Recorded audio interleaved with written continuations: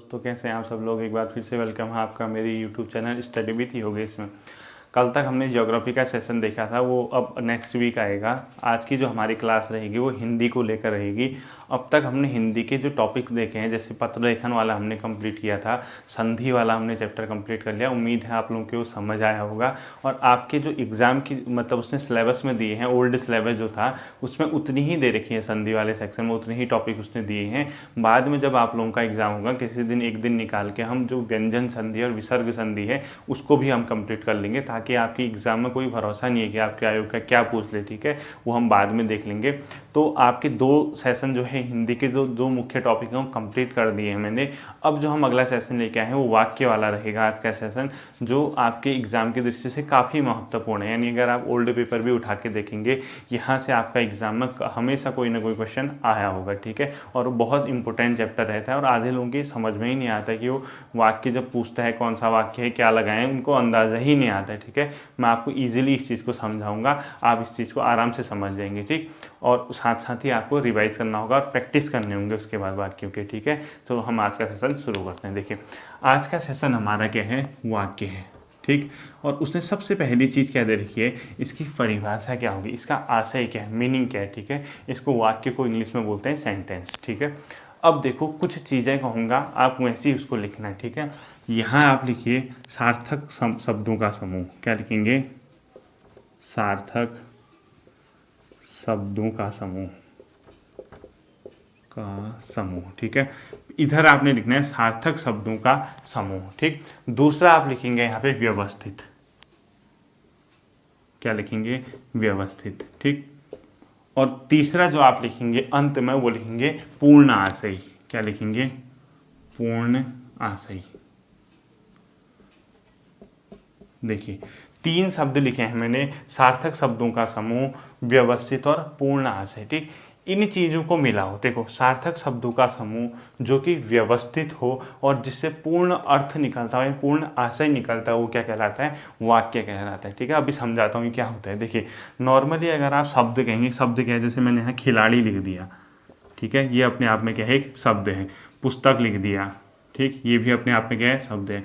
धर्म लिख दिया, ये भी क्या है, अपने आप में एक शब्द है। ठीक है, यानी जब शब्दों को आप जोड़ेंगे और व्यवस्थित तरीके से लिखेंगे और उसकी कोई मीनिंग निकलती है, तो जो कंबाइंड होते हैं उसको क्या कहते हैं, वाक्य या सेंटेंस। ठीक है, तो सेंटेंस की डेफिनेशन सीधे सीधे लिख लीजिए, सार्थक शब्दों का समूह जो कि व्यवस्थित हो और जिससे पूर्ण आशय निकलता हो, क्या कहलाता है, आपका वाक्य कहलाता है। ठीक है, अब देखिए मैं कुछ एग्जाम्पल समझाऊंगा कैसे इसको हम इस डेफिनेशन को समझें, आप इजीली उसको समझ जाएंगे। देखो, मैंने क्या लिखा है यहाँ, राम ने धर्म की स्थापना करी या स्थापना की। ठीक है, राम ने धर्म की स्थापना की।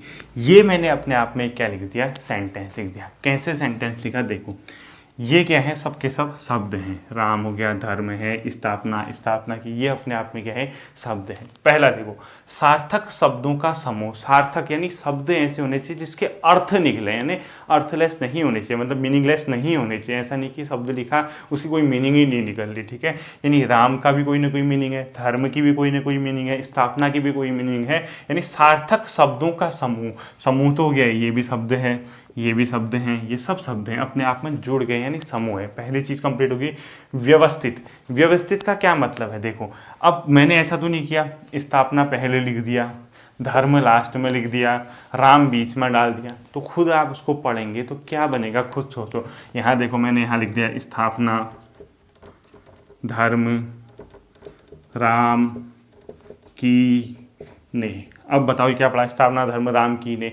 चीज़ें वही हैं लेकिन मीनिंगलेस हो गई हैं, कोई अर्थ ही नहीं निकल रहा, यानी पूर्ण आशय नहीं निकल रहा है। खुद देखो, अगर हम सार्थक शब्दों को लेते हैं, उनको व्यवस्थित करते हैं, ये व्यवस्थित नहीं है। ठीक है, क्यों व्यवस्थित नहीं है, ऐसा करने से इसका अर्थ नहीं निकल रहा, तो ये अपने आप में एक सेंटेंस या अपने आप में वाक्य नहीं है। ठीक है, तो जब आप व्यवस्थित करते हैं, व्यवस्थित करने के बाद उसका पूर्ण आशय निकलना चाहिए, उस चीज़ को आप क्या कहेंगे, वाक्य कहेंगे। ठीक है, उम्मीद करता हूँ हूँ, वाक्य की डेफिनेशन आप समझ गए होंगे। अर्थात सार्थक शब्दों का समूह जिसका अपना क्या हो, एक व्यवस्थित तरीके से रखा हो, जिसका पूर्ण आशय कंप्लीट अर्थ निकलता हो, वाक्य कहलाता है। ठीक है, अब देखिए वाक्य में कुछ घटक होते हैं, यानी वाक्य जिनसे मिलकर बना होता है। ठीक है, वाक्य के घटक लिखिए, वाक्य के घटक। इसमें क्या होता है, कुछ तो अनिवार्य घटक होते हैं, बिना उनके कोई वाक्य कंप्लीट हो ही नहीं सकता। एक बेसिक रिक्वायरमेंट होती ही होती है, अगर एक वाक्य में अगर आपने देखना है उसके घटक की होने की आवश्यकता है। ठीक है, देखो एक तो ऐसे घटक होते हैं जो अनिवार्य होते हैं, जो कंपलसरी होते हैं। ठीक है, अभी बताता हूँ क्या होता है। देखो एक ऐसे घटक होंगे जो अनिवार्य होंगे, यानी बिना इसके आप किसी भी वाक्य को नहीं कर सकते हैं, और दूसरा ऐच्छिक होते हैं। ठीक है, क्या होते हैं दूसरे, ऐच्छिक होते हैं। अब क्या अनिवार्य है क्या ऐच्छिक है वो मैं आपको समझाता हूँ। ठीक है, सबसे छोटा देखो, ये मैंने क्या कहा, सीता। ठीक है, साथ में क्या लिखा, हंसी, यानी सीता हंसी वाली बात है, यानी सीता को हंसी आई। ठीक, देखो सीता अपने आप में क्या है, शब्द है, हंसी अपने आप में क्या है, शब्द है, दोनों क्या हो चुके हैं, जुड़ चुके हैं, तो दोनों के जुड़ने से क्या बना, वाक्य बना। ठीक है, तो इससे छोटा वाक्य इस दुनिया में आज तक बना ही नहीं है हिंदी में। ठीक है, यानी कहीं ना कहीं उसमें बेसिक जो रिक्वायरमेंट है, यानी जो ये दो शब्द जुड़े ही जुड़े हैं। ठीक है, बेसिक रिक्वायरमेंट है, यानी अनिवार्य चीज क्या क्या होगी, एक तो कौन हो गया, कर्ता हो गया, यानी जिसके बारे में बताया जा रहा है, और एक दूसरा क्या हो गया, क्रिया हो गया, यानी उसने क्या किया। यानी अगर आपसे पूछता है किसी भी वाक्य के अनिवार्य घटक क्या हैं, तो वाक्य के अनिवार्य घटक में आपसे ऑप्शन आएगा कर्ता, कारक, विशेषण, संज्ञा। वहाँ जाके बेहोश, क्योंकि आप लोगों की आदत क्या है, हवा में पढ़ने की है। जब चीज़ें पेपर में एग्जामिनर आपको ऐसे घुमाना शुरू कर देता है, आपको आने वाली चीज़ें भी नहीं कर पाते हैं। देखें तो ये सबसे बेसिक सेंटेंस, सबसे छोटा सेंटेंस है जिसमें कर्ता का होना कंपलसरी है और जिसमें क्रिया का होना कंपलसरी है। यानी जब कर्ता और क्रिया के मिनिमम रिक्वायरमेंट किसी सेंटेंस में होती है तो अपने आप में अनिवार्य घटक बन जाता है। यानी किसी भी वाक्य का अनिवार्य घटक क्या है, उसका कर्ता और उसकी क्रिया। देखो कर्ता और क्रिया। ठीक है, अभी बेहोश मत होना एग्जाम में। अगर आपसे पूछता है किसी भी वाक्य का अनिवार्य घटक क्या है, कर्ता और क्रिया, बिना कर्ता और क्रिया के आप कोई भी सेंटेंस कंप्लीट नहीं कर पाएंगे। बेसिक रिक्वायरमेंट है, खुद सोचो। सिर्फ कर्ता लिखूं सीता, कहाँ बना वाक्य, ये तो सिर्फ अपने आप में एक शब्द बन गया। सिर्फ हंसी लिखूं, कहाँ बना वाक्य, सिर्फ अपने आप में एक शब्द बन गया। दोनों मिल गए, कर्ता भी क्रिया भी, अपने आप में एक सबसे छोटा सेंटेंस बन गया, यानी ये इसके अनिवार्य घटक हैं। ठीक है, अब इसके साथ और शब्द देखो, जैसे सुंदर लड़की खेलने जाती है। सपोज एक एग्जाम्पल दे दिया, सुंदर लड़की खेलने जाती है। ठीक है, इसमें भी है, कौन है कर्ता, लड़की क्या करने जाती है, खेलने जाती है। यानी लड़की करता है, खेलने जाती है, क्रिया है, उसमें सुंदर शब्द लगा दिया तो वो एक्स्ट्रा हमने जोड़ दिया। सुंदर नहीं भी लगाते तब भी वो एक सेंटेंस होता, जैसे लड़की खेलने जाती है तब भी एक सेंटेंस होता, लड़की जाती है तब भी एक सेंटेंस होता। तो इसका मतलब क्या है, क्रिया, कर्ता और क्रिया के अलावा अगर आप कोई चीज़ उसमें जोड़ते हैं तो वो ऐच्छिक घटक होगी। ऐच्छिक घटक का मतलब आप चाहें तो जोड़ें, चाहें तो न जोड़ें। यानी वाक्य इससे भी बन सकता है, इसके बिना नहीं बनेगा, इसका होना कंपलसरी है। तो अगर आपसे पूछता है किसी भी सेंटेंस के, किसी भी वाक्य के ऐच्छिक घटक क्या हो सकते हैं, तो आप विशेषण, क्रिया विशेषण, कारक, इसके अलावा कुछ भी, ठीक है, एक्स्ट्रा चीज़ें होते रहती हैं। देखो तो ऐच्छिक क्या क्या हो सकता है, देखो ऐच्छिक के अंदर क्या क्या लिखोगे, विशेषण, ठीक, क्रिया विशेषण, ये क्या होते हैं, क्रिया विशेषण कैसे होते हैं, कारक क्या होता है, हमारा अलग टॉपिक है। ठीक है, अभी आपको सिर्फ वाक्य समझना है, और कारक आदि, इसके अलावा जो भी है, मतलब अनिवार्य घटक ये है ही हैं, इसके अलावा जितने भी आते हैं वो सब ऐच्छिक घटक हो गए। समझे आप? तो आपको क्या करना है, ये पता होना चाहिए वाक्य के अनिवार्य घटक, वाक्य के ऐच्छिक घटक, ये तो क्या हो गए, घटक हो गए इतने टाइप के। ठीक है, अब देखो ये क्रिया क्या हो, कर्ता क्या होती है, जिसके बारे में कुछ बताया जाता है उसको कर्ता बोलते हैं। क्रिया क्या होती है, एक्टिविटी, वर्ब जिसको आप कहते हैं। ठीक है, क्रिया मतलब कुछ भी करता हो, ठीक है, उसके करने की जो प्रोसेस है वो क्रिया है। ठीक है, कोई भी एक्टिविटीज हो सकती है। अब अब खाना, पीना, सोना, घूमना, दौड़ना, खेलना सब क्या है अपने आप में क्रिया है। जाना, आना, ठीक, क्रिया हमारा अलग सेशन रहेगा, मैं उसको समझा दूंगा। अब इतनी चीज़ें तो सबको आती ही आती हैं, ठीक है। ये तो हो गया आपके वाक्य के घटक होगी, ठीक है। आपको वाक्य के घटक समझ आ गए होंगे, अब वहाँ कंफ्यूज कभी भी मत करना। अब देखो अगली चीज़ बताता हूँ, वाक्य के अंग। क्या बता रहा हूँ? वाक्य के अंग, ठीक है। वाक्य में मुख्यतः 2 अंग होते हैं। इसको समझे बिना आप संयुक्त वाक्य, सरल वाक्य और मिश्रित वाक्य नहीं समझ पाएंगे।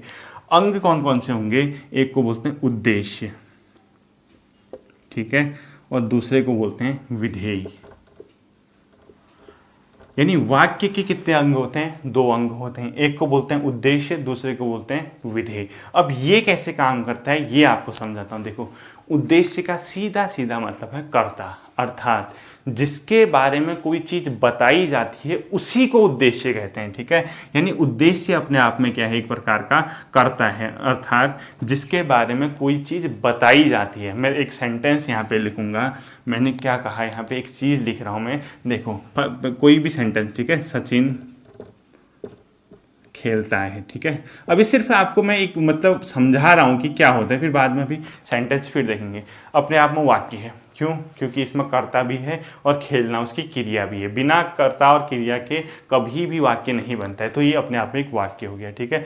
अब उद्देश्य, उद्देश्य का मतलब कर्ता, यानी जिसके बारे में बताया जा रहा है, यानी किसके बारे में आप बता रहे हो, सचिन के बारे में बता रहे हो, तो इसको क्या बोलेंगे? उद्देश्य, ठीक है।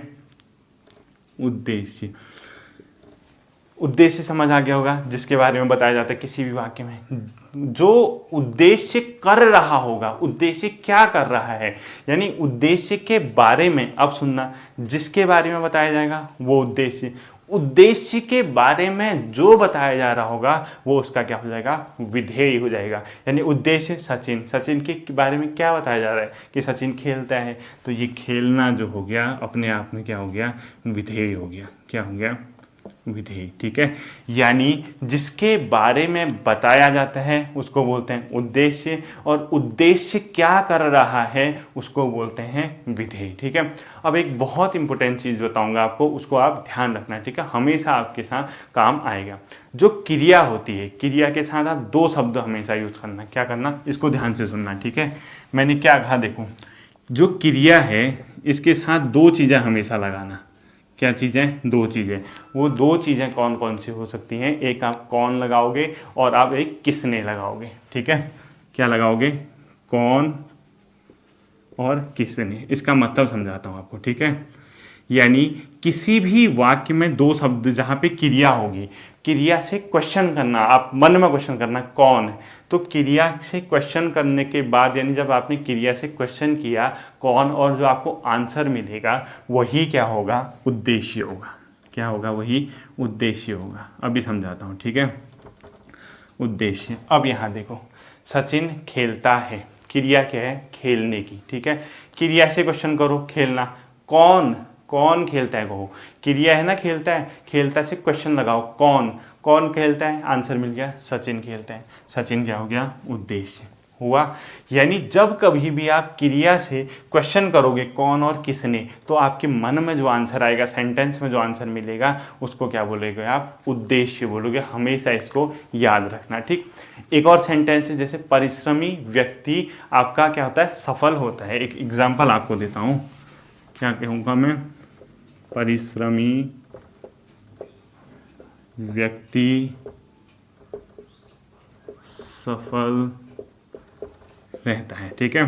देखो, अपने आप में एक सेंटेंस, यानी अपने आप में क्या है? एक वाक्य है। अब देखो, सफल रहना यानी उसकी एक क्रिया होगी, ठीक है। अब क्वेश्चन पूछो, कौन रहता है सफल? कहा था ना क्रिया के साथ 2 चीज़ें लगाना, कौन और किसने। तो कौन रहता है? व्यक्ति रहता है। तो व्यक्ति अपने आप में क्या हो गया? यहाँ पे उद्देश्य हो गया, ठीक है।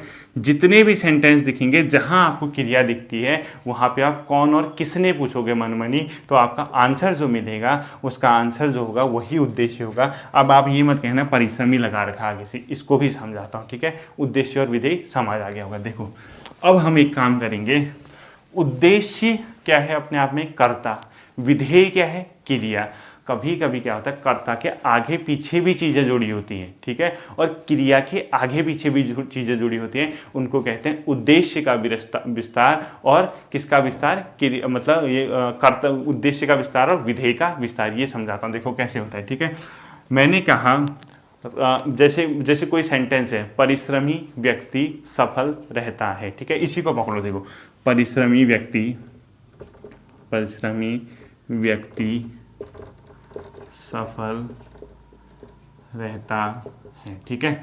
अब सबसे पहले आपको पता है उद्देश्य, यानी किसके बारे में बताया जा रहा है, व्यक्ति। क्या बताया जा रहा है, सफलता के बारे में बताया।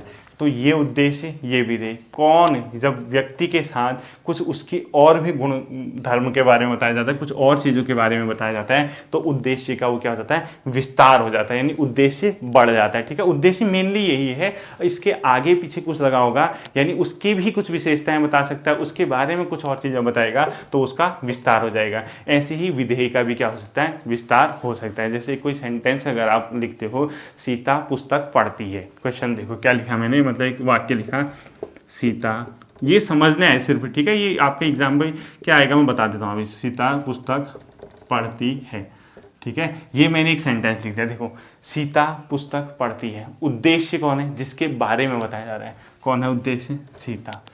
कर्म क्या है, यानी उद्देश्य क्या कर रही है, पढ़ने का, यानी जो क्रिया है पढ़ने का काम कर रही है, ये क्या है, विधेय है।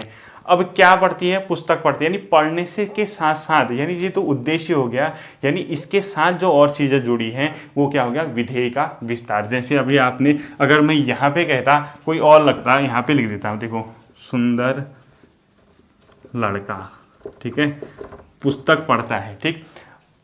लड़का तो क्या है, उद्देश्य, किसके बारे में बताया जा रहा है, लड़के के बारे में। पढ़ना क्या है, उसका विधेय यानी क्रिया है। अब सुंदर लड़का है तो उद्देश्य का विस्तार हो गया, क्या हो गया, उद्देश्य का विस्तार हो गया। पढ़ने के साथ पुस्तक लगा है तो विधेय का विस्तार हो गया, ठीक है। ये ज़्यादा इंपॉर्टेंट नहीं है, आपको ये समझ आना चाहिए उद्देश्य क्या है और विधेय क्या है, ठीक है। ये तो आपकी मेन चीज़ें थी। अब मैं आपको समझाता हूँ वाक्य कितने प्रकार के होते हैं, वो कैसे काम करते हैं। देखो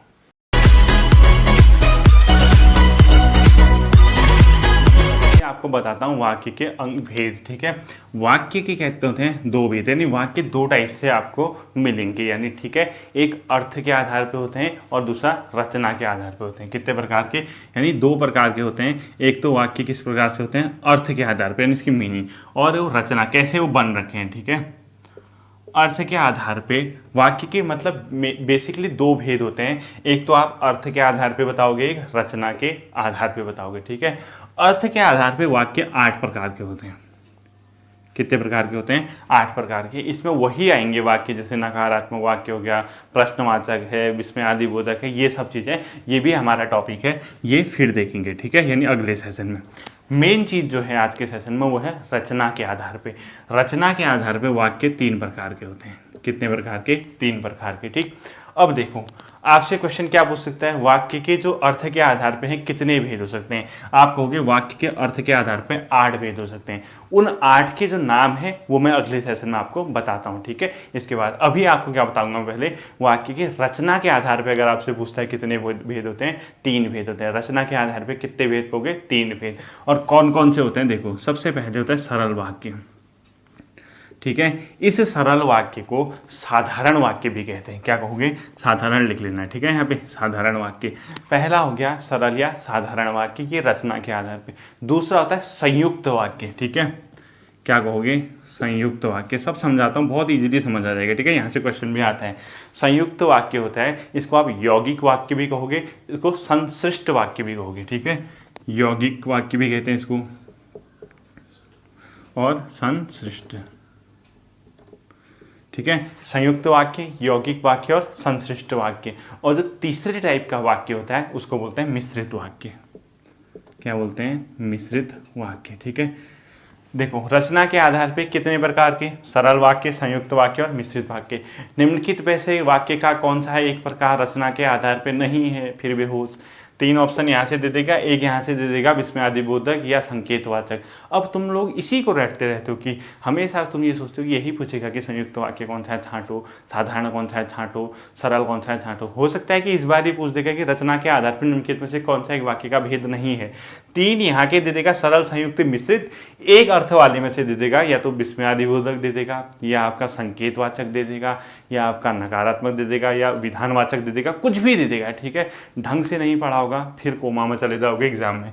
तो ये चीज़ें क्या होंगी, 8 प्रकार की मैं आपको बताऊंगा। जब आप कल की क्लास देखोगे, यानी दोनों हिंदी के वाले सेशन कंप्लीट होंगे, आपको दोनों समझ में आ जाएगा। आप रचना के आधार पे देखो, सरल, संयुक्त को यौगिक भी बोलते हैं, संश्लिष्ट भी बोलते हैं, और लास्ट तीसरा मिश्रित वाक्य। ठीक है, अब हम इंडिविजुअली इनको पढ़ेंगे, इनसे कैसे क्वेश्चन बनता है मैं आपको बताता हूँ। देखो, पहला आता है सरल वाक्य। ठीक, सबसे पहले क्या आता है, सरल वाक्य।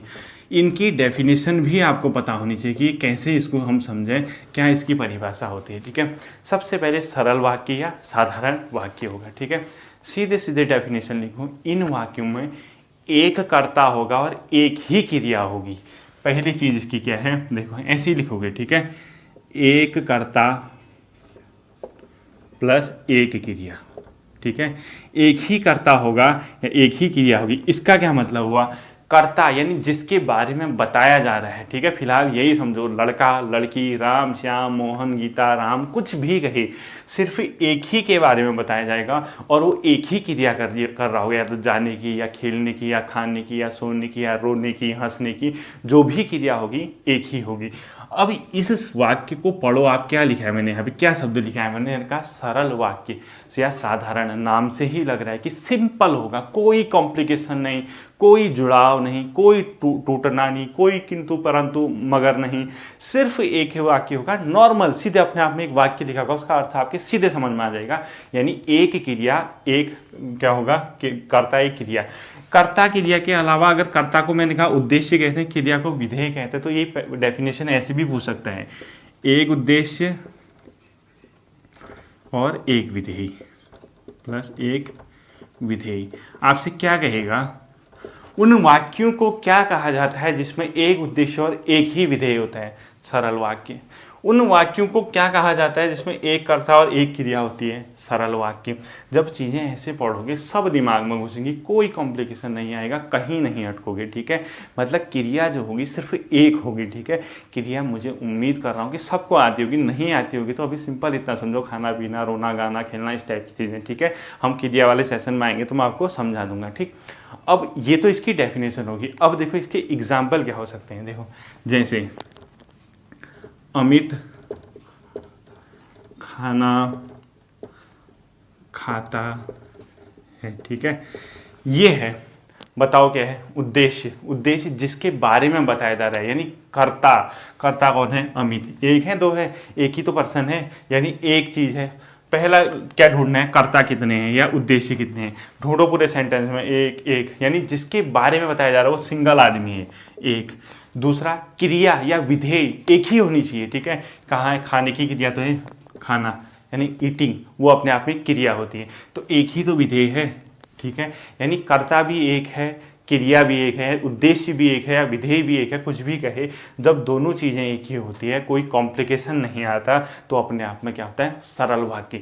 अब पेपर में पूछ देता है आपसे, अमित खाना खाता है, कैसा वाक्य है, मिश्रित वाक्य, संयुक्त वाक्य, सरल वाक्य। भाई इतना सरल वाक्य नहीं बना पा रहे हो तो फिर क्या करोगे, इसीलिए वो सरल वाक्य पूछता नहीं है। वो क्या करता है, मिश्रित वाक्य में आपको फंसाता है, संयुक्त वाक्य में आपको फंसाता है, इनकी डेफिनेशंस में आपको फंसाता है। उनको पता है ये तो ये सब कर लेंगे। ठीक है, राम स्कूल जाता है, अगला एग्जाम्पल खुद ही सोचो, राम स्कूल जाता है, कौन है जाने वाला, राम, यानी उद्देश्य कौन है। मैंने क्या कहा था आपसे अभी थोड़ी देर पहले, देखो, राम स्कूल जाता है, मैंने अभी थोड़ी देर पहले क्या कहा था, जाने की क्या है, अपने आप में क्रिया, यानी जाने की क्रिया है, यानी अपने आप में विधेय है, यानी एक विधेय। किसके बारे में बताया जा रहा है, राम के बारे में। जिसके बारे में बताया जाता है उसको क्या बोलते हैं, उद्देश्य। एक ही उद्देश्य है। अब ये स्कूल है तो इसका विस्तार है। ठीक है, विधेय का विस्तार उसको नहीं देखना है आपने। एक उद्देश्य, एक विधेय, कैसा वाक्य, सरल वाक्य। अब जिसको उद्देश्य और विधेय छांटना नहीं आता है, मैंने क्या कहा, क्रिया के आगे आप खुद से क्वेश्चन पूछना, कौन और किसने, लगाओ तो जाता है, कौन जाता है, राम जाता है, आंसर मिल तो क्या, राम, राम जाता है, तो ये विधेय हो गया। तो एक उद्देश्य है, एक विधेय है, यानी एक कर्म है, यानी एक करता है और एक क्रिया है, तो अपने आप में कैसा वाक्य हो गया, वो एक प्रकार का सरल वाक्य। अब देखो खुद बताओ, राम टेढ़े मेढ़े रास्ते से होकर स्कूल जाता है, कैसा वाक्य होगा, सरल ही तो होगा भाई, जाने की ही तो क्रिया कर रहा है, अपने आप करता है टेढ़ा मेढ़ा, वो तो रास्ता है, जा कौन रहा है, राम जा रहा है, कैसे रास्ते जा रहा है, उससे क्या करना, वो तो उद्देश्य का वो विधेय का विस्तार है, मेन उसमें जाने की क्रिया हो रही है, एक ही तो क्रिया हो रही है। अगर हाँ ऐसा होता राम स्कूल जाता है और फिर वापस आता है, तब दो होते हैं, एक तो जाने की क्रिया कर रहा है, एक वहां से वापस आने की क्रिया कर रहा है, तब आप कहोगे कि सरल वाक्य नहीं है। तो सरल वाक्य का सीधा सीधा मतलब एक ही टाइप की क्रिया होगी और एक ही उद्देश्य होगा, तो उसको कैसा वाक्य कहोगे, सरल वाक्य। जैसे एक एग्जांपल और, वह भारतीय क्रिकेट टीम का कप्तान चुना गया, बताओ क्या होगा, वह भारतीय क्रिकेट टीम का कप्तान चुना गया। देखो अब कोई कोई तो क्या करता है ना, वही सोचता है कि जैसे सरल वाक्य में उसने लंबा सेंटेंस दे देता है, लंबा वाक्य देगा तो सरल नहीं मारे आते। जैसे जो रटने वाले लड़के होते हैं, सीता खाती है, राम सोता है, गाय चरती है, ऐसे जो लड़के होते हैं उनको थोड़ा सा लंबा सेंटेंस दे दो, उनके दिमाग वहाँ पे घुस हो जाता है, मतलब बुद्धि भ्रष्ट जिसको कहते हैं। क्योंकि उन लोगों की आदत क्या होती है, छोटे छोटे सेंटेंस देखने की, वो सोचते हैं कि छोटा सेंटेंस लिखा तो सरल है, और लंबा लिख दिया तो वो सोचते हैं कि मिश्रित है या संयुक्त है। अरे भाई क्रिया को देखो और जो विधेय है, जो कर्म है, उसको देखो। अगर वो सिंगल सिंगल है तो क्यों इतना अपना कॉम्प्लिकेशन लेके आते हो। तो सीधा सीधा अगर ये कहता है वह भारतीय टीम का कप्तान चुना गया, देखो वह भारतीय टीम का कप्तान चुना गया, ठीक है, अपने आप में एक सेंटेंस है। देखो क्या किया गया, कौन चुना गया, खुद से क्वेश्चन पूछो, कौन चुना गया, वह चुना गया, यानी क्या है, उद्देश्य, एक ही तो उद्देश्य है वह, ठीक है। इसके अलावा भारतीय उद्देश्य है क्या, कोई वो है ये, मतलब आपने जो मैं कह रहा हूँ उद्देश्य, यानी कोई करता है, भारतीय टीम कोई करता है, ये कप्तान कोई करता है, वह जिसके बारे में बताया जा रहा है, यानी एक ही इंसान के बारे में बताया जा रहा है, वह कोई भी हो सकता है। क्या चुना गया, भारतीय टीम का कप्तान चुना गया, यानी चुनने की उसके लिए प्रोसेस हो रखी है, तो वो क्या है, एक उद्देश्य एक विधेय है। अब इतना बड़ा सेंटेंस देख के आधे लड़के हम मिश्रित लगाया, तो उनको कुछ मतलब नहीं, मतलब क्या रूल है, क्या कैसे बनता है, कुछ नहीं। देखो इसमें तुम्हें सिंपल सा क्या करना है, एक उद्देश्य एक विधेय देखना है, यानी एक कर्ता और एक कर्ता और एक क्या देखना है आपने, जो उसने क्रिया की है, सिंगल है, तो वो क्या होगा, सरल वाक्य होगा। जब अभी मैं संयुक्त वाक्य और मिश्रित वाक्य समझाऊंगा आपकी खुद ही समझ आएगा, ठीक है। पहला तो ये हो गया। अब देखो दूसरा क्या है, दूसरा है आपका संयुक्त वाक्य, ठीक है। देखो ये कैसे समझना है, संयुक्त, ठीक है, संयुक्त वाक्य। अभी इसको इजीली समझाता हूँ भाई, नाम में जाओ ना इसके, संयुक्त, यौगिक या संक्षिप्त, यानी जुड़ रखे हैं, यानी ये प्लस चिन्ह लगा दिया, इसमें ये प्लस चिन्ह लगा दिया। इसमें क्या होता है, सीधे सीधे मतलब एक एग्जाम्पल देता हूँ आपको, एग्जाम्पल लिख के पूरा समझा दूंगा, ठीक है। एग्जाम्पल अपनी कॉपी में लिखो, मैं बाहर गया और बीमार पड़ गया, सीधे सीधे लिखो, जैसे आजकल कोरोना चल रहा है ना, इसीलिए कह रहा हूँ। देखो मैं बाहर गया और बीमार पड़ गया, ठीक है, बीमार पड़ गया, ठीक। अपने आप में ये क्या है, एक सेंटेंस है, ठीक है, एक वाक्य है। देखो संयुक्त है, कैसे होगा, देखो संयुक्त वाक्य अपने आप में जुड़े हैं, यानी कहीं ना कहीं जुड़ाव है। इसके लिए सीधे सीधे कंडीशन क्या है, देखो पहली डेफिनेशन इसकी होगी, दो या दो से अधिक वाक्य उसमें होंगे। जैसे आप सरल वाक्य पढ़ रहे थे, उसमें सिर्फ एक वाक्य होता था, यहाँ क्या होगा, दो या दो से अधिक वाक्य अगर आपको दिखते हैं और वो किसी संयोजक द्वारा जुड़े होंगे। संयोजक लास्ट में, अभी इसके लास्ट में आपको मैं संयोजक लिखाऊंगा, ठीक है। संयोजक क्या क्या होते हैं आप देखना, उन जैसे और है, एवं है, ठीक है, इसलिए इस टाइप की चीज़ें संयोजक कहलाते हैं। अभी लास्ट में जब सरल वाक्य का ये संयुक्त वाक्य कंप्लीट होगा, लास्ट में आपको संयोजक लिखाऊंगा, ठीक है। देखो संयुक्त वाक्य की परिभाषा क्या होगी, दो या दो से अधिक वाक्य अगर किसी संयोजक द्वारा जुड़े हैं तो उसको क्या कहोगे आप, संयुक्त वाक्य कहोगे। तो देखो अब दो या दो से अधिक वाक्य, मैं बाहर गया, पहला वाक्य कंप्लीट है या अनकंप्लीट है, खुद बताओ। मैं बाहर गया एक अपने आप में सेंटेंस है, कंप्लीट पूरी मीनिंग बता रहा है आपको, मैं बाहर गया। बीमार पड़ गया, दूसरी साइड है, और को मत जोड़ना, ठीक है। बीमार पड़ गया, बीमार पड़ना भी तो अपने आप में एक वाक्य, बीमार पड़ गया, ठीक है। तो कहीं ना कहीं दो वाक्य आएंगे। देखो मैं बाहर गया अपने आप में एक वाक्य, बीमार पड़ गया, अपने आप में दो वाक्य, ठीक है। यानी जहाँ ये दो या दो से अधिक वाक्य आते हैं और दोनों वाक्य जो अलग अलग जो वाक्य आए हैं वो खुद में स्वतंत्र होंगे, इंडिपेंडेंट होंगे, यानी अपने आप में हर किसी का अपनी एक मीनिंग होगी। जैसे ही मैं इनको तोड़ूंगा, जैसे दोनों वाक्यों को आप देखोगे, दोनों की अपनी क्या होगी, मीनिंग होगी। मैं बाहर गया अपने आप में कंप्लीट सेंटेंस है, वो इस पर डिपेंड नहीं करेगा, और बीमार पड़ गया अपने आप में कंप्लीट सेंटेंस है और किसी योजक द्वारा जुड़े हैं, तो ऐसे वाक्य को क्या कहते हैं, संयोजक, मतलब संयुक्त वाक्य या यौगिक वाक्य, ठीक है। नाम में ही लग रहा है संयुक्त है, यानी जुड़ रखे हैं, ठीक है। अब देखो इसको कैसे समझना है, ठीक। सबसे पहले आप ऐसे सेंटेंस दिया होगा, उसको दो भागों में तोड़ देना जो वाक्य दे रखे हैं। जैसे मैं बाहर, मैंने भी कर दिया, लो मैं बाहर गया और बीमार पड़ गया, यानी बीमार पड़ गया एक अपने आप में, ठीक है, बीमार पड़ गया, ठीक है। दो सेंटेंस मैंने भी जोड़ दिए, पहला काम, यानी फर्स्ट डेफिनेशन लगी, दो सेंटेंस होंगे, मैं बाहर गया बीमार पड़ गया, कंप्लीट हुआ। उसके बाद क्या होगा, प्रत्येक भाग का विशेष उद्देश्य और विधेय होगा। जैसे सरल वाक्य में हर किसी के, सरल वाक्य था ना अभी, उसमें एक उद्देश्य और विधेय था। ऐसे ही जब इसको तोड़ोगे, इसमें भी क्या होगा, इंडिविजुअल का उद्देश्य और विधेय हो जाएगा। देखो किसके बारे में बताया जा रहा है, मैं, अपने आप में उद्देश्य हो गया, ठीक है। जाने की, गया, जाने की क्रिया बता रहे हैं, एक ही क्रिया है, विधेय हो गया, ठीक है। यानी हर किसी का इंडिविजुअल उद्देश्य और विधेय हो गया, ठीक है। तो आपको पता चल गया इसका उद्देश्य है, इसका विधेय। जो सेकंड सेंटेंस है इसका भी उद्देश्य और विधेय हो गया, ठीक है।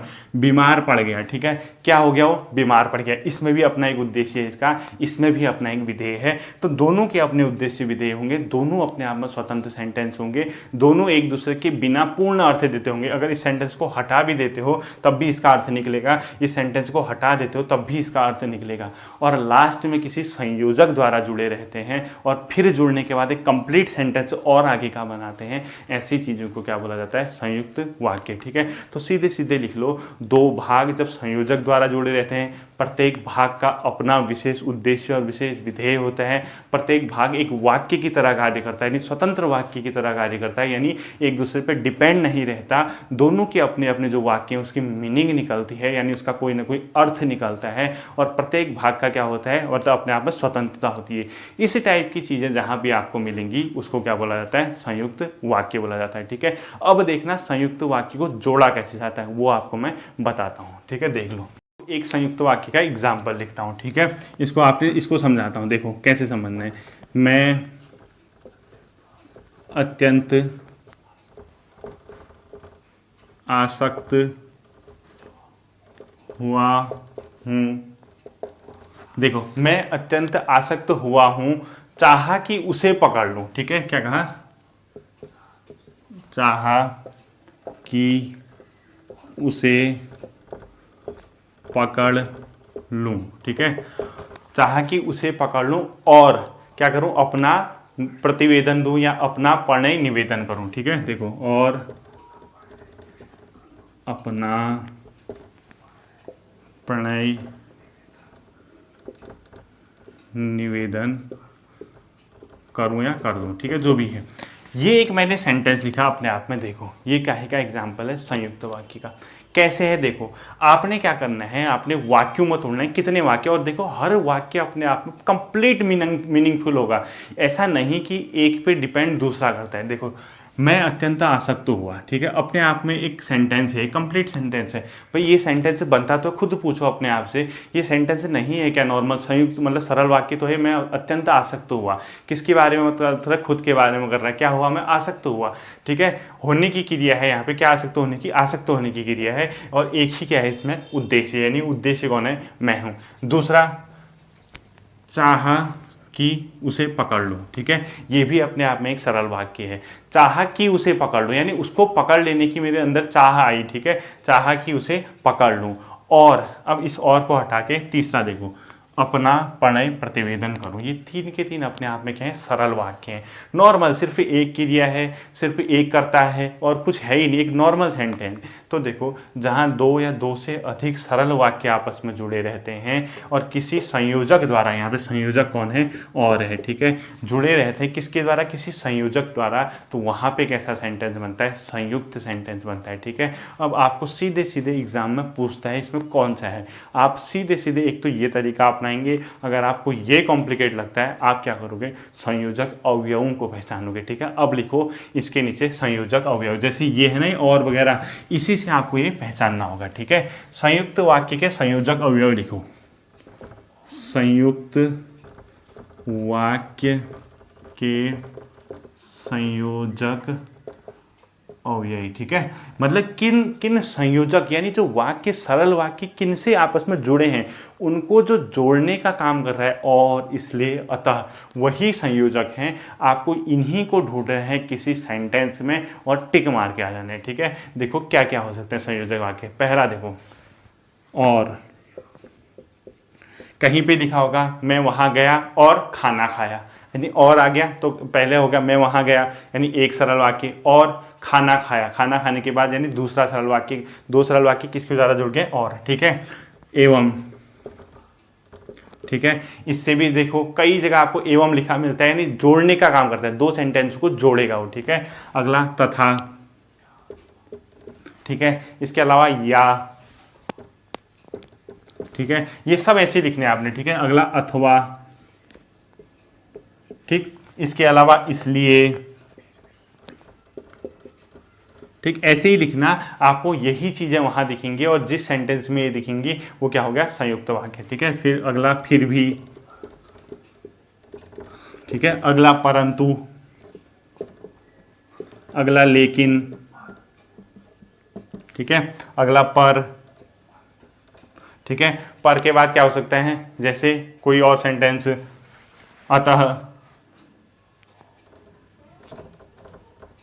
अतः। ठीक है, इस टाइप की जो चीजें आएंगी आपको। इसके अलावा एक और ये भी आ सकता है, ये नहीं तो।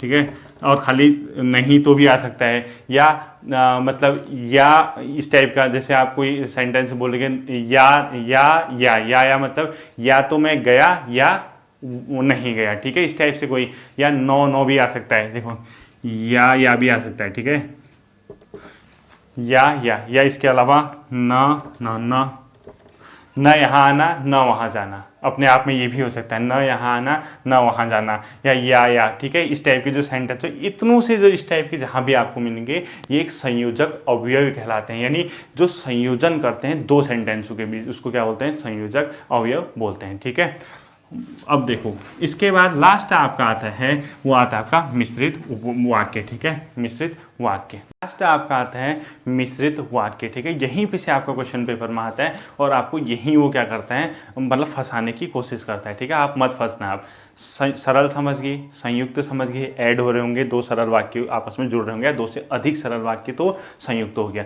इसकी भी डेफिनेशन आप लिख लो। इसमें क्या होगा, सिंपल सी मीनिंग है, एक तो प्रधान उपवाक्य हो गया, वाक्य तो एक से ज्यादा होंगे ही होंगे, एक प्रधान उपवाक्य हो गया, अन्य उस पर आश्रित होंगे। मैं उसको समझाता हूँ। ठीक है, इसमें क्या होगा, जिन वाक्यों में एक प्रधान उपवाक्य होगा, पहले आप इसकी डेफिनेशन लिख दीजिए, एक प्रधान उपवाक्य होगा तथा अन्य वाक्य जो होंगे आश्रित उपवाक्य होंगे। ठीक है, दूसरे क्या होंगे, अन्य वाक्य आपके आश्रित उपवाक्य होंगे, यानी इस पे आश्रित होंगे, वो किस पे, प्रधान पे। ठीक है, यानी एक से ज़्यादा वाक्य तो होंगे ही होंगे, लेकिन उसमें एक मेन होगा, सबसे इंपॉर्टेंट ये एक होगा जिसको हम प्रधान उपवाक्य बोलेंगे, इसी पे आश्रित होंगे। ये जो होंगे ना, ये अपने आप में कुछ होंगे नहीं, जैसे सरल, जैसे आपने संयुक्त वाक्य पढ़ा, वहाँ आपने सब इंडिपेंडेंट पढ़े, स्वतंत्र पढ़े, किसी पे आश्रित नहीं थे, उनकी खुद में अपनी कंप्लीट मीनिंग थी। लेकिन यहाँ क्या होगा, एक तो प्रधान उपवाक्य होगा जिसकी अपनी मीनिंग होगी, उसके साथ जो वाक्य जुड़े होंगे वो इस पे डिपेंड होंगे। कैसे, प्रधान उपवाक्य पे। तो डेफिनेशन क्या लिखोगे, ऐसे वाक्य जिसमें एक प्रधान उपवाक्य होता है तथा अन्य वाक्य उस प्रधान उपवाक्य पे आश्रित होते हैं, वो वाक्य मिश्रित वाक्य कहलाते हैं। ठीक है, आपको इसकी डेफिनेशन याद रखनी है, पेपर में क्वेश्चन पूछ सकता है, ऐसे पूछेगा, जिन वाक्यों में एक प्रधान उपवाक्य तथा अन्य आश्रित उपवाक्य होते हैं वो क्या कहलाते हैं, संयुक्त वाक्य, मिश्रित वाक्य, सरल वाक्य, विस्मयादिबोधक वाक्य, कुछ भी बोल देगा उसकी मर्जी। ठीक है, तो आपको उसकी डेफिनेशन याद रखनी है। ठीक, अब देखो इसको कैसे समझें। इसमें भी याद रखना एक से अधिक वाक्य होंगे ही होंगे, एक से अधिक होंगे। एक तो प्रधान है, बाकी आश्रित हैं। कैसे इसको समझना है, मेन चीज़ क्या होगी, आपको इसको प्रधान उपवाक्य को समझना आना चाहिए, आश्रित उपवाक्य को समझना आ गया। अगर इन दोनों चीज़ों को आप पकड़ लेंगे तो आपका सेंटेंस कभी गलत नहीं होगा, ठीक है। तो सबसे पहले मैं आपको एक एग्जाम्पल समझाता हूँ। एग्जाम्पल से ही देखो, आज की क्लास ये है, कल की क्लास में इसके बाद है जो हमारे अर्थ के आधार पर वाक्य के भेद, और इनके कुछ एग्जाम्पल मैं आपको कराऊंगा, प्रैक्टिस कराऊंगा। दोनों चीज़ अगर आप देख लोगे आज की और कल की क्लास, तो आपका पेपर में क्वेश्चन गलत नहीं होगा, ठीक है। क्योंकि आज एग्जाम्पल भी कराऊँ, सारे सेंटेंस भी कंप्लीट करूँ, फिर ये ज़्यादा लेंथी क्लास हो जाएगी, ठीक है। आप इसको देखो मैं क्या लिख रहा हूँ। मैंने एक सेंटेंस, सपोज कोई भी सेंटेंस, जैसे मैं कहूँ जब सुबह हुई, यानी जब सुबह हुई तब मैंने गांव जाने की तैयारी करी, ठीक है। मैंने एक नॉर्मल सेंटेंस बोल दिया। देखो क्या लिखा मैंने, जब सुबह हुई तब मैंने गांव जाने की तैयारी कर ली, ठीक है। एक सेंटेंस है अपना पूरा आपका, मैंने ये बना के दिखा दिया, ठीक है। अब इसमें देखो मैंने क्या कहा, एक से अधिक वाक्य तो यहाँ भी होंगे। देखो एक वाक्य तो ये है, जब सुबह हुई, ठीक है, यानी अपने आप में एक वाक्य है। तब मैंने गांव जाने की तैयारी कर ली, मैंने गांव जाने की तैयारी कर ली, ठीक है। मैंने गांव जाने की तैयारी कर ली जब सुबह हुई, यानी अपने आप में कंप्लीट, ये भी वाक्य, ये भी वाक्य। अब आप बताओ, सुबह तो रोज ही होती है, कोई अलग थोड़ा है। जब से शायद यूनिवर्स बना होगा, जब से धरती बनी होगी, जब से संसार बना होगा, जिस समय से भी, जब से कुछ भी हुआ होगा, तब से डेली तो सुबह हो रही होगी। तो इस सुबह होने का किससे लिंक है, डायरेक्ट इससे। मैंने गांव जाने की तैयारी कर ली, जो ये वाला सेंटेंस है, मैंने गांव जाने की तैयारी कर ली, उसका लिंक डायरेक्ट इससे है। यानी इस सुबह का मतलब किससे है, इसके गाँव जाने वाली सुबह से। यानी ये गाँव जाने की तैयारी कर ली अपने आप में कंप्लीट सेंटेंस है, स्वतंत्र सेंटेंस है, लेकिन ये जब सुबह हुई इस पे डिपेंड है, सेकंड वाले पे। क्यों? क्योंकि सुबह तो डेली होती है, लेकिन ये किस सुबह की बात कर रहे हैं, जब ये गांव जा रहे हैं, यानी उस इंडिविजुअल को आपने पता कर लिया। यानी कहीं ना कहीं इस पे, ये जो पहला वाला है, इस पे वो क्या है, आश्रित है। तो ये क्या हो गया, प्रधान उपवाक्य हो गया। क्या हो गया, प्रधान उपवाक्य, ठीक है। और ये क्या हो गया, जो पहला वाला है, आश्रित। क्या हो गया, आश्रित हो गया। तो सीधी सीधी डेफिनेशन, जब आपको पता चल जाए कहीं पे एक प्रधान उपवाक्य है, अन्य आश्रित उपवाक्य हैं, तो एक से अधिक भी हो सकते हैं आश्रित, ठीक है। तो वहाँ पे जो सेंटेंस बनता है वो क्या बनता है, मिश्रित वाक्य बनता है, ठीक। अब आपका मेन क्या होना चाहिए, आपको ये पहचानना आना चाहिए कि हम प्रधान उपवाक्य को कैसे सिलेक्ट करें, कैसे कहें ये प्रधानत है, कैसे ये कहें कि हम क्या है, ये आश्रित है, ठीक है। अब मैं आपको समझाता हूँ। देखो प्रधान उपवाक्य के अलावा सबसे पहले आपको, प्रधान तो मेन है ही है, उसमें मुख्य क्रिया उसी में होगी। दूसरा, आप एक काम करना, कभी भी कोई मिश्रित वाक्य उसको सरल वाक्य में बदलने की कोशिश करना।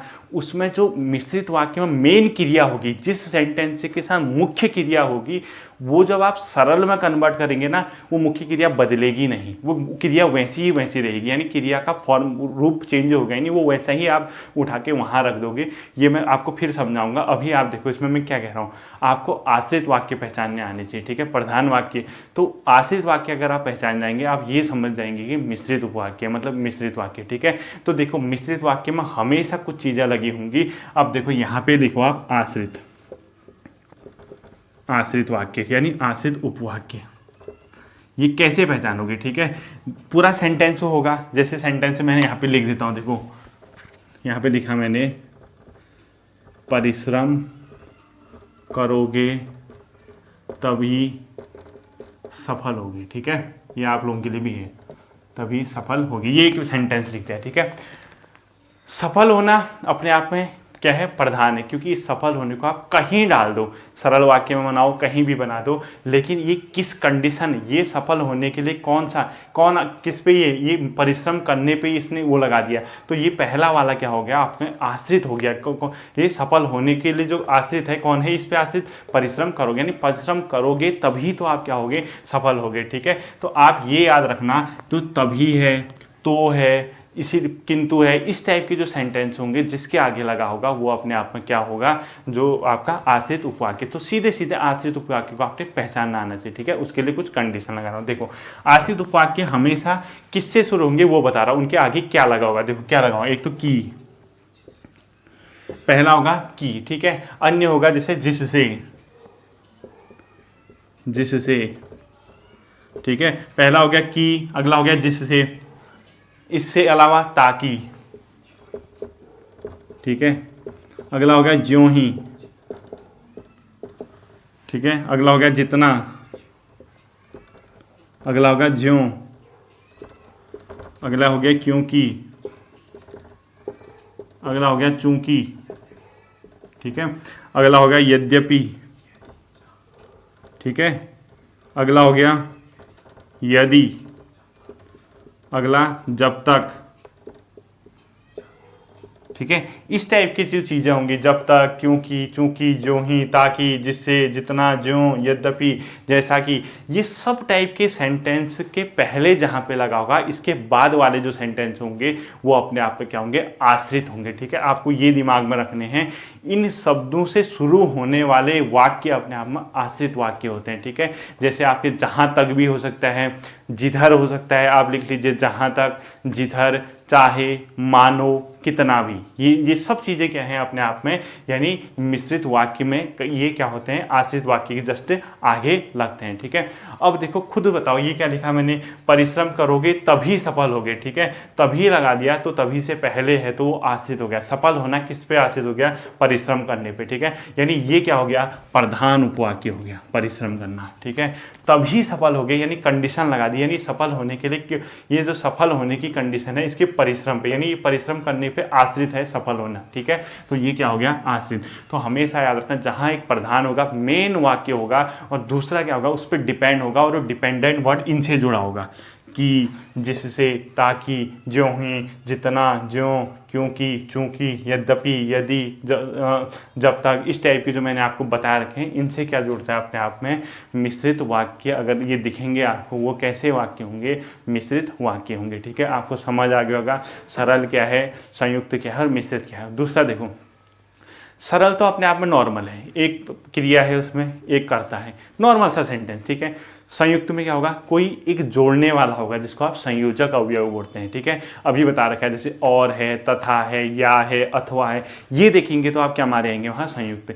इसके अलावा इस टाइप के दिखेंगे, और आप ये देखना कि एक तो मेन सेंटेंस होगा, मेन, उसको आप रिवर्स वाले से कंपैरिजन करना, मतलब इस वाले को जो आश्रित होगा जिसके आगे ये लगे होंगे, आप देखना कि इस जो ये है इसका सफल होना या इसकी जो क्रिया है वो इस पे डिपेंड करती है, इस पे, यानी आगे पीछे चेक कर लेना उसको, कहीं ना कहीं आपको पता चल जाएगा एक मेन है, दूसरा क्या है, आश्रित है, ठीक है। तीनों के एग्जाम्पल मैं आपको कल समझाऊंगा ढंग से, कैसे कैसे इसके एग्जाम्पल आ सकते हैं, कैसे पेपर में क्वेश्चन आ सकता है, बाकी अर्थ के आधार पर जो वाक्य के भेद होते हैं हम वो भी कल देखेंगे। इसी के साथ आपका वाक्य वाला सेंटेंस, मतलब जो आपका सिलेबस में दे रखा है वो क्या हो जाएगा, कंप्लीट हो जाएगा। फिर मिलते हैं, तब तक के लिए टेक केयर।